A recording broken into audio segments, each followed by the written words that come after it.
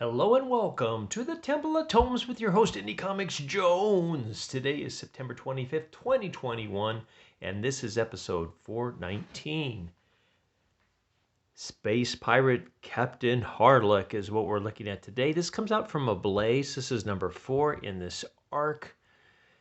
And the cover shows Captain Harlock kind of leaning back on his throne that's been destroyed. He's got his hand on his sword, and his faithful companions over here just standing there. But this doesn't actually happen in the story. It's just for looks. This book now, this is no longer a recommend. I'm stepping off away from this. The last 3 books, I read 3 books today, and boy, they just were torture to read. The third one really wasn't. That one was actually good, and that is a recommend still. But the one Blade Runner Origins and this one, boy, I want to say it took me like 45 minutes to get through these books. And yesterday I read like 3 in 40 minutes that I loved. They were just, boy, just ripping through them. They're easy to understand. This is getting a little convoluted and uninteresting and slow. All of those things all at the same time. Let's take a quick look at who worked on this book. And the good news is, even though since I'm stepping away, I won't butcher any of these names any longer here. The story is by Leiji Matsumoto and Jerome Alqui. The artist by Jerome Alqui. The letters are by Desi Cienti. Okay, and the cover artist Ramon Perez, Miguel Mercado. Okay, this must be all the variants. So let's take a quick look at the cover one more time. And it says the cover's by Jerome Alqui. Okay, so this nice picture here. So Captain Harlock has come back to Earth to try to stop an alien invasion. However, they find out there's aliens have been there millions of years ago when the Earth was uninhabited. 3 in particular, special Maison queens that went to 3 places where the Maisons could not survive. 1 deep underwater, 1 in the Arctic, and 1 inside a volcano. So they wanted to alter their genetic structures so that they could completely take over Earth and more of the galaxy, basically. And then we found out a lot about that in this issue here. Now, it just kind of, as you can see, there's a lot of writing, a lot of talking, not too much action. There's the Queen from Under the Sea, who's a little bit interesting. She's kind of like this weird mermaidy type thing that she actually stops Captain Harlock's ship, the Arcadia, and draws energy from it for her own good.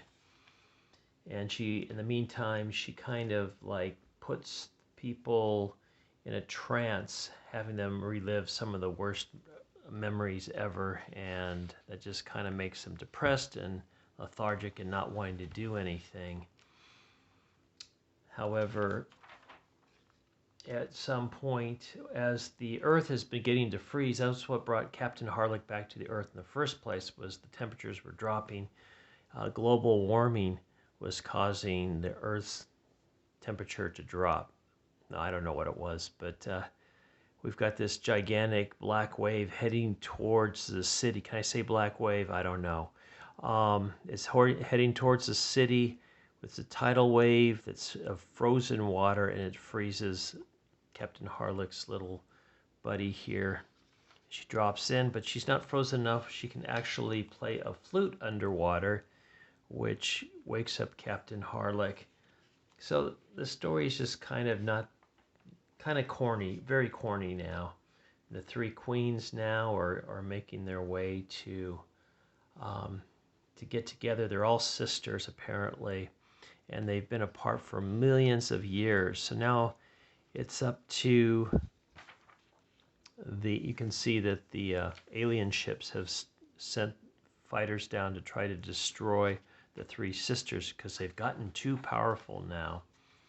In the meantime, Captain Harlock is able to escape, hearing the the the musical instrument of her little friend here that was sinking into the ocean, and he wants to go save her.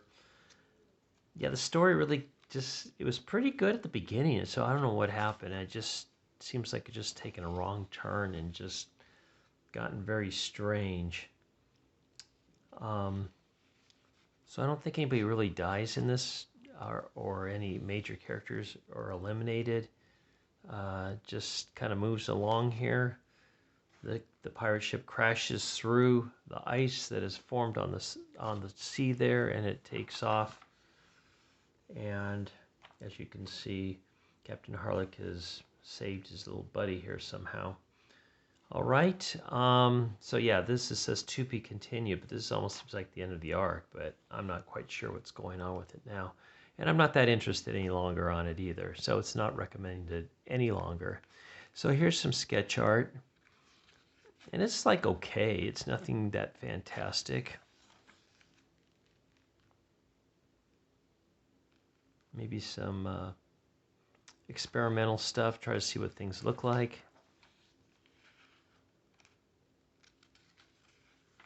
Okay, and look at all the different covers were available for this issue. So I think it is selling pretty well at the stores. It's just not recommended for me. Here's the next issue done in black and white.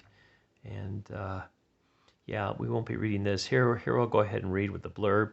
As time nearly runs out, Talika's plan and her motivation come into focus.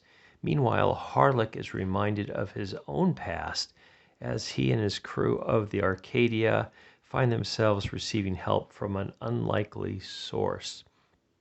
So that is number 5. Unlikely source is probably going to be the aliens, I believe, that the 3 queens came from, 3 sister queens. And just a quick shot of a panel from the book in here. Came in at $3.99, by the way, so not bad. Unfortunately, it is not a recommend. So thanks for stopping by and listening to this review as I'm losing my voice. Please like, please subscribe if you haven't. Please leave comments if you wish.